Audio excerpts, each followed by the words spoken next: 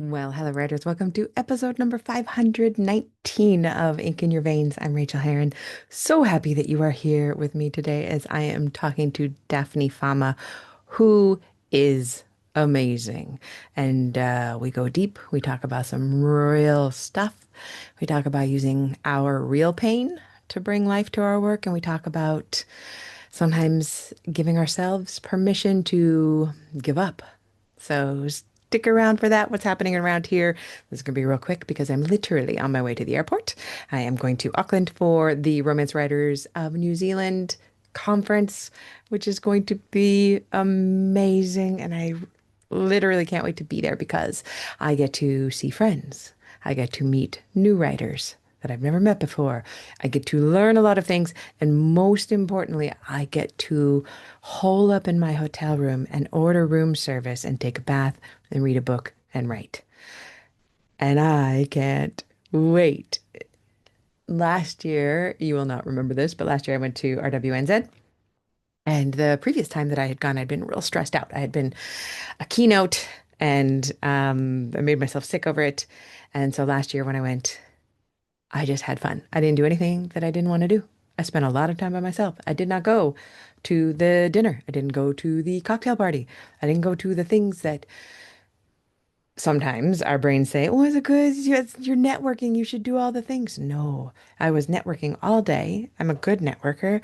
And then I got to relax and take naps. I know, I don't nap, but I lie down and I read a book. That's my version of napping. And I'm truly, truly looking forward to it. I cannot wait. So, that is what I am up to this weekend. I've just been writing. I am excited about the Seven Miracles of Beatrix Holland releasing next week. Oh my gosh. And also, I have announced a writer's retreat, the first one I've done since before COVID. It'll be in Italy in 2026. If you want the details, go to rachelherron.com/Italy 2026. They'll be there. I would love to have you. It's 7 days, all expenses, basically feeding you, giving you wine, taking you on excursions while writing. I'm very excited about that too. But honestly, I'm tired of selling things. Oh, I feel like I've just been on the treadmill of especially Seven Miracles. I need to be pushing that. I need to be talking about it places, and I am. And I also just want to curl up in bed and hope it does well because selling things for introverts like me and probably you, selling our work is difficult. Made much easier when, look, I just relaxed thinking about it. Made much easier when I realized that no one's going to buy the thing that I'm selling if they don't want it.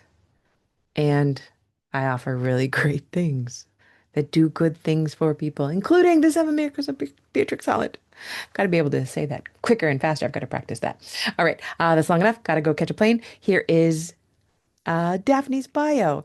Daphne Fama was born in the American South, embedded in its tight-knit Filipino community.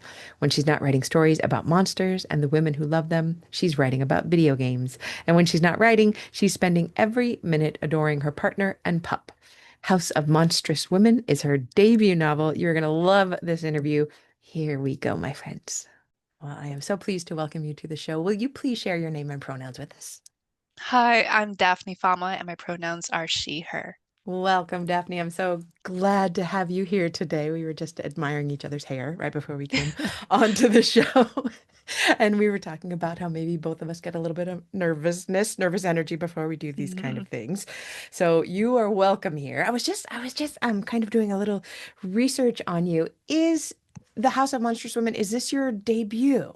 It is, Oh yes. my gosh. And so it comes out, it will already be out when listeners are listening. So listeners, you Awesome. can rush right out and go buy it. But as we speak, it's going to be out in like 13 days or something like that. Yes. It's I love crazy. talking to writers at this point. And I have a book coming out right behind yours 1 week later. So So I've excited. also got the butterflies going. But can you tell us about the debut? How is it feeling? How is it feeling to know your work is about to get out there? Speaking Oh of my making you gosh. tense, let's just light you up a little bit more. Yeah. I mean, I'm sure you know exactly how it feels. It's a total roller coaster, isn't it? It's just so much excitement and nerves and just kind of feeling like I'm in a dream. I can't believe I'm here and that someone said, I'll pay you for this book and that other people actually want to read it. And the cover is absolutely beautiful. How do you feel about that? Thank you. I love it. When they first showed it to me, I was like, the colors are so striking. I love the vines. I love the kind of like fierceness in Josephine's face, but also the Yes. trepidation. It's just there's so many good emotions there. It's kind of like I'm trying to let's see if I can pull it up to make it a little bit bigger so I can describe it to listeners who primarily listen to this show. It's a woman in a like a magenta Mm. top and skirt walking forward very strongly through purple vines with this red kind of mouth looking behind her. Is that Mm. how you would describe it? Yeah, I definitely think there's like a lot of interpretation there. I like your mouth idea though. I feel like that really fits. It doesn't quite look like a mouth, but it could look like blood or just like yeah, a gaping something, a Yeah, yeah, wound a behind her. wound. Oh, there's so many good words here. Yes. Well, congratulations. I am so excited for it to come out. Will you please tell us a little bit about your writing process, what it looks like? How do Oh, you get the words yes. done? How did you Okay. get maybe this book done? And then what does your writing look like differently now? Because we always change. Okay. So like when I'm actually writing, I'm a little eccentric, I guess. I really enjoy floors. So I just put so many blankets on the floor and I like surround myself with candles and like I get a little pile of drinks and snacks and I just lock myself in my office for like several hours. And then I I am have more this than little cat. I Go am more than on. 500 words, 500 episodes into this show, and no one's ever said that before. I Oh, really? love this method. Tell me more. What's the little cat thing that you just showed us? Okay, so it's like a timer, and I made it, Oh. I chose a cute one so I wouldn't hate it, but Mhm. sometimes it's a love-hate relationship. And I'll put it on for like between 15 minutes and an hour, and usually I go further, but if it's an hour, I just start hating my life. And I almost always write at night, ideally midnight and on, so my sleep schedule is Oh my God. devastated. Yes, it's so bad. But you know, it works for me. So And it is always about what works for you. Have you always been that really late night owl? yes, absolutely. I think that it's easier to write horror novels when you yourself are a little scared. So like I'm out there in the dark trying to like write my worst fears. And if I know that I want to go to bed because I'm so scared that it's working for the book. You know what I mean? I have a very strong rule with myself that I only read horror novels during the day because Yes. I am such a scaredy cat. I Yeah. always think like, oh, it's gonna be so good, get in bed with a book, and then I just regret everything when I'm hmm there. Yeah, but I feel like it adds to the vibe, right? Like it makes it more Yes. memorable and visceral.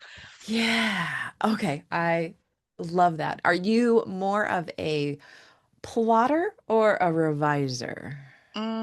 Okay. I'm gonna say that I think I'm a plotter, but then once I'm deep in there, I'm like, damn, I'm a reviser because it I'm gonna never have to looks fix the all of same. this. Yes, exactly. Like you think you have it down, but well, I don't anyway. So, Awesome. What are you working on now? right now I'm working on something I'm pitching as Midsummer meets Filipino shamanism. Ooh, high concept. Yeah, Yeah, thanks. uh, amazing. All right. Incredible. All right, I'm already forgetting about all of my questions that I want to ask here. What is the most exciting thing that you've ever realized about your particular writing process? Oh my gosh. So I was one of those, you know, when you're like kind of raised in like an immigrant household and they have such a negative view about mental health, and then that kind of like roots in your subconscious. Like I really resisted like kind of getting help, getting therapy for a long time. And then when I started writing, I saw all of these issues that I had come out and I was working through them with my characters. And I was like, oh, it's like I'm healing. And so that was very exciting. And I love that you saw it while you were doing it. I've noticed Mm, sometimes with myself, I will write the book and then like 6 months later, I'll be like, oh, I have a problem with this. And then I realize I have just written the book about it and I didn't yes, even know it because I'm not always swift on the right? uptake like this. No, totally. Like exactly. Like I do feel like sometimes if you're a writer, your subconscious kind of takes the reins, is like this is actually very important to us and we should put it into words. And I think that's awesome. Like go brain go. Mm, that is beautiful. What part of writing do you struggle with the most? Oh gosh. So like, I mean, in part what we spoke about, I think sometimes working through those deep-rooted issues, it can be kind of like opening a wound in your heart that you didn't know about, like something Hmm. that you have like a thin scab over. Hmm. That can be really hard to dig in there. But I do think that's what elevates writing. I think that's what makes it relatable. And so I keep doing it and it hurts, but I'm always happy when it's over. More practically, I think writing background characters or secondary characters because I want to give them like a full backstory and arc, and I want them to feel like they're their own person, as important as the main character in their own world. Do you know what I mean? Like giving Hmm. them all those like layers. And that's sometimes hard. You know what I mean? I find it really hard. In the exact same way I can be an ass and just be like wandering around the world and not noticing other people. I think I do that sometimes with my sub character, my not my Hmm. my secondary characters and don't have so how do you think about them? How do you make yourself think about them? Oh yeah. So I completely remove everything else. I like just focus. Like if I was writing that character as the protagonist, like what would their journey look like and what would be like their Ooh. motivations to be there? And honestly, it's just like I completely changed my perspective and it's quite time consuming. And sometimes other things have to change in the story to accommodate it, but the end result is almost always so much better than it was originally. So it's worth like the time and effort you have to put into it. Wow. Are you writing this down or is this kind of a mental exercise? And it starts off mental. Do you do the thing where you just kind of like lie down and hallucinate your I book was for like doing that yes. this morning at 5:30 in the morning because I couldn't sleep. Yes, okay, you totally feel me. So like I'll do the vivid hallucination movie for like a while from their perspective and then I have to write it down because I'll forget. Do you know what I'm Yeah. saying? Yeah, yeah. Yeah. But then what's happening is you have these fully almost embodied characters running around the world with reason to be there. Hmm. I think that is so important. And I'm also going to go back to what you said a minute ago, and I would like you please, because I super love a boundary. Please set a boundary Hmm. if this is not what Of you want to talk course. about, and I will edit it out.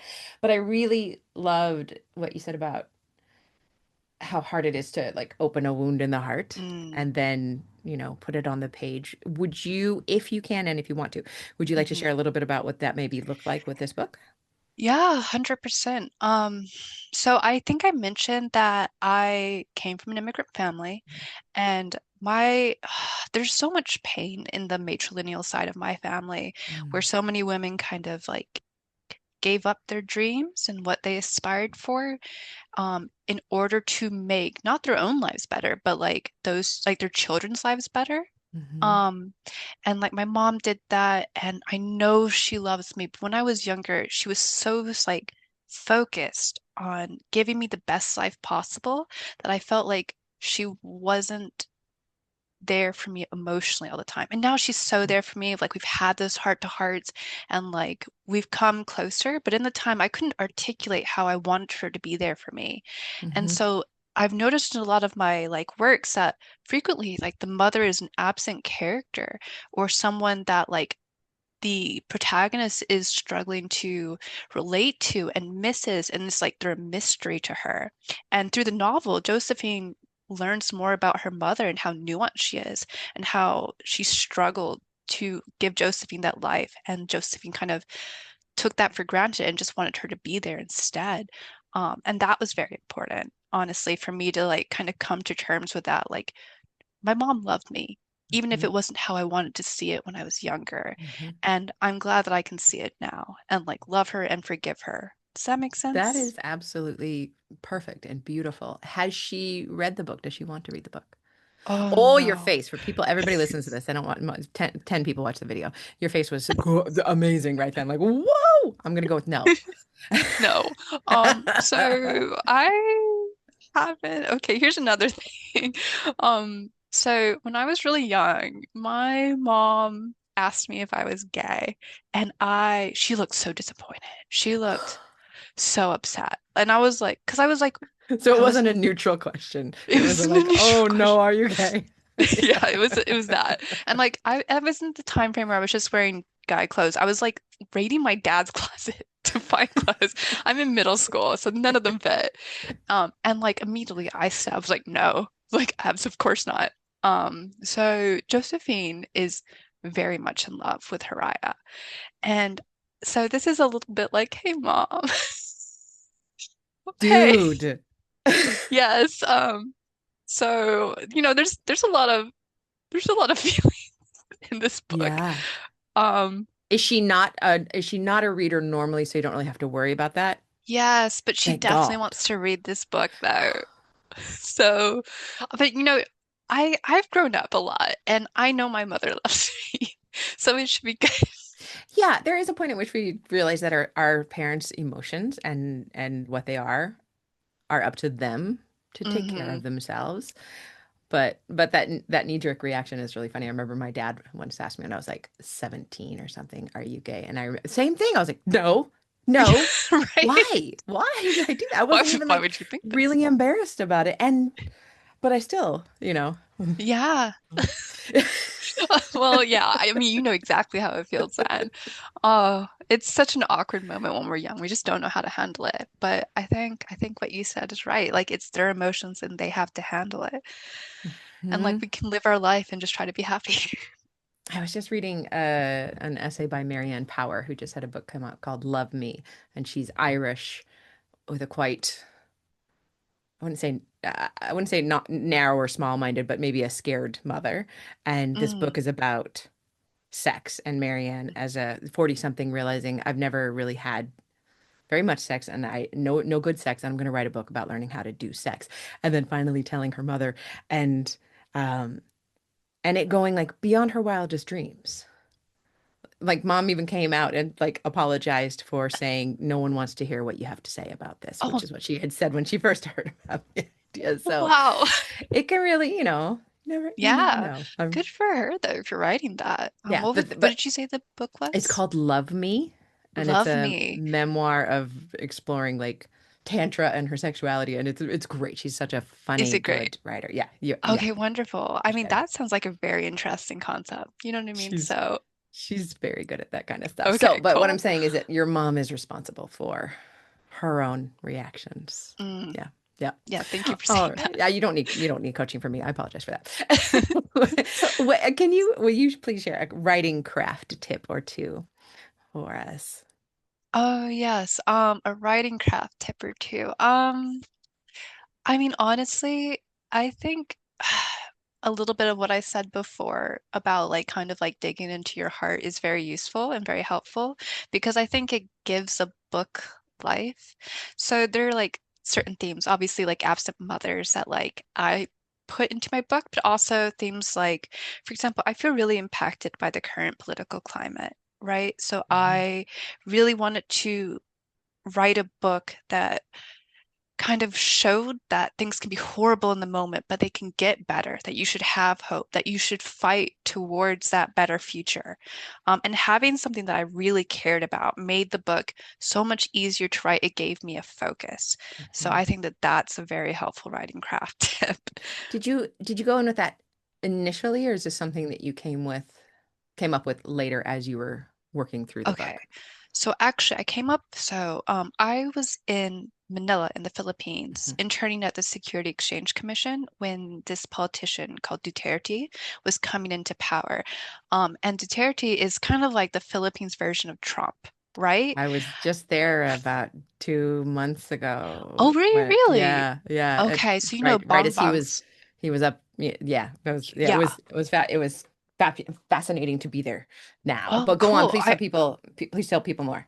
Okay, sorry, I just really want to know about your thing too. Okay, anyway, so I was so frustrated because I saw like the SEC is like a government like institute, and the People Power Revolution, which is like where the background for House of Monstrous Women, it didn't happen that long ago. It happened in 1986, right? Like I don't know, 40 years ago. Living memory, Hmm. honestly. Hmm. Um, and it was just crazy how these people had forgotten what they had fought for. And like we were moving away from like this dictator who was very openly committing like these human rights violations. And now we have Duterte who was legitimately saying we should kill drug addicts. Like no due process. It was insane to me. And then I heard my own family echoing these sentiments and like kind of like whitewashing Marcos's history and talking about how he built all this great infrastructure. I know. I was flabbergasted. Wow. I was shocked because I was like, you protested this. How could you forget? Anyway, I'm still very upset. Hmm.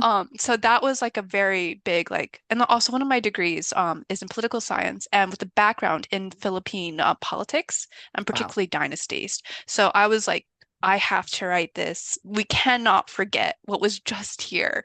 And then unfortunately, this pendulum swing towards Duterte and Trump, it just seems to be happening everywhere and it only seems to be getting worse, not to get Hmm. too political Hmm. on your No, no, channel. that's I am here for that. And I live in New Zealand now because I left the United States, Oh, and we've congratulations. even gone a little bit right wing, although they'll be out of power Oh no. in a year. So just gotta Congratulations. hold on. Yeah, they're only in for Yeah. 3 years here. So Okay, and awesome. they're much less like the United States or like the Philippines, but still it's a spreading cancer. It is. It is. But anyway, I'm holding on to the idea that we can fight back. It's people. People is what Yeah. ends this. So that obviously was very important. It's been important to me for years now, and I'm really hoping that we can come together. And you're doing your part. You're bringing this book Thank into the you. world at the perfect time when Thank you this so voice much. needs to be heard. Oh, incredible. Okay. What is the kindest thing you've ever done for yourself as a writer? Okay, that's a good question. This is going to sound counterintuitive. The kindest thing I ever did for myself as a writer is tell myself that I can give up and stop writing. Tell me more. Yeah. Okay. So I wrote one book before this one, and it was a dystopic sci-fi fantasy novel set in the Philippines. And we do not live in a market ready for dystopia right now. Like that's dead and gone. Yeah. But this was like the book I've been wanting to write since I was in high school. So I queried it everywhere. I got a few full requests, including from my now agent, and it was just a bunch of no's. And it was like taking a shotgun to my mental health. I was Mhm. crying. I was so depressed. And then eventually I wrote House of Monstrous Women and I told myself, if this doesn't work out, it's okay to stop. And like that just lifted this massive boulder off my shoulders because I was like, you know what? It's not necessarily failure. It is like I learned so much. It was an interesting experience. I created something and I don't have to keep pushing myself if it's Mm, like hurting me. And if, happily it worked, but I think honestly, being able to tell myself that it doesn't have to be perfect, just try your best. And if it doesn't work, you can step away. Like mhm. it made me able to pour more of myself into this book instead of trying to write to like a market or whomever else. Because otherwise you were giving that book a job, and that job was to save your burgeoning nascent career, right? And this Yes. book can't handle that right then. It's Yeah. not even a book yet. Yeah, So exactly. Oh my yeah, gosh. good Yeah. job. Good job, and it Thank worked. you. Yeah, I'm very happy at work. Like all my dreams are coming true, but I'm really glad I told myself that all the way back then. Oh, oh, okay. So this may be related or not, but can you tell us about a specific moment that you knew you had ink in your veins? Oh gosh. I feel, you know how everyone's like, oh, I've been writing since I was four or whatever. I only really started writing when I was in high school, and this is gonna be so cringe, okay? No one Can't can wait. make fun of me. So this is so cringe. I can't believe I'm telling you this. I was I was writing fan fiction in high school, early morning, and I wasn't writing it for anyone in particular. And I was just like putting it on my little account, and it was just like I was. I was such like a little like what do you call it when like a teenager is just so snarky and like I don't want to do anything and just like completely I nihilistic. But think I teenager. Yeah, I think that's what yeah, they're called. okay, just teenager. But I enjoyed doing this so much. And I think just finding joy in typing out words for the pleasure of it, like just enjoying the beauty of it and creating worlds and like that was truly an Oh. ink in my veins moment. Can I ask you what fanfic you were in? Oh You're my like, God. please don't ask me that. Please don't. I've heard some doozies. You do not have to Okay. answer that. You could No, tell me no, off give air. me no, tell me some of your doozies. I'll think about it. Oh God, now they're all like fleeing from me. That's so fair. Animorphs. Okay. That's a deep cut. Obviously, you know some Harry Potter stuff, and that's what's coming to me. Do you want to share? Okay, all right. This is like some cringe 90s anime stuff. It's like Tenchi Muyo. I don't know if I don't anyone know knows who that that one. is anymore. And Pokemon. That's so Just great though. I It's know. so beautiful because these It's characters moved you and you yeah. wanted to be in that world with them. There's nothing cringe about that. I think it is gorgeous. I think that fanfic is like one of the best ways for writers to know what they want to do, to get Yeah. in. And totally it was obviously escapism as well. Like it gave me a better world to kind of like fall into when being a teenager was hard. So And it gives you all the control. It's a better world that you can yes. fall into that you actually can make things, you're going to make whatever you want happen. I mean, a lot of kids do not have, or, adults don't have anything like that. So Yeah. I think it's beautiful. Thank I you. think that's great. You made me feel You should less be proud of cringe. that. Yeah, thank you. Will you please tell us about the best book that you've read recently and why you loved it? Oh, gosh. Okay, so I'm a year behind on all horror books, but I've been like nonstop slamming myself with like the most horrific movies and books I can find. But then I found one that's kind of like a cozy horror. Ooh, It's called How to Sell a Haunted House. Have you heard of this? I'm no, sure but you that's the have. cutest title. It is, and it is, I'm gonna say maybe no, maybe I have a twisted idea of what's scary. Um, okay, I think it's cozy because it's like kind of siblings and there's a little bit of humor and it really utilizes puppets in a way that I haven't seen them utilized Okay, since I'm already terrified. Goosebumps. It's like, oh. Okay. No, I think it's cozy. I think it's a beach summerween read. Okay. Um, so for me it was like a palate cleanser, but it was really enjoyable. Oh my gosh, I am going to be looking it up. Thank you. Thank you so Okay. much for that. And will you please now tell us about the House of Monstrous Women? Yes. Okay. Beyond the synopsis first. Yeah, whatever you would like. Yeah. Okay, so House of Monstrous Women is set in 1986 in the Philippines, and it focuses on Josephine del Rosario, who is essentially a political orphan who goes to visit the house of one of her close friends. But this friend is reputed to be in a swang or a type of witch, and she goes to this house in order to try to participate in a game that, if she wins, will give her her greatest wish. But she's not alone in this competition. Her brother's there, and her childhood best friend that's estranged is there. And it all kind of coalesces into so much drama, um, a lot of blood. Um, I and I love how think it's a lot sweetly of you fun. said that. There's a lot of blood. Yes, There's a lot of blood here. there is a lot of blood, a lot of. I'll keep it. I'll save it for no spoilers. How about that? And it is available everywhere. Books are sold Yes. right now as Mm. people are listening to this. And where can we find you? Oh gosh, I made an Instagram account because I'm a writer now. Yes. So it's at Instagram is Daphne Fama Writes, and on Blue Sky, I'm just Daphne Fama. Oh, So cool. I will follow yeah, you at both of those places. I am yeah, so me too. thrilled to have you on the show. Thank you so much. And may the book fly from the shelves. I hope that you just have so much fun. Do you have a launch party planned? Oh, well, I'm going to like a bookstore to talk about it with someone else who's local, so I'm very excited about that. Oh my God, that is And so smart to do it with someone else because when it's just you, it is so intense. But if you're yes, talking to somebody about writing or about the books, it's so much easier. yeah, Very and like smart. not as much focus on me, which is Mhm. great. Also, Yes. congratulations on yours, and I hope Thank your you. books also fly off the shelves. Thank you. Thank you very much. All right, Daphne. Thanks so much for being here. Thank you, Rachel.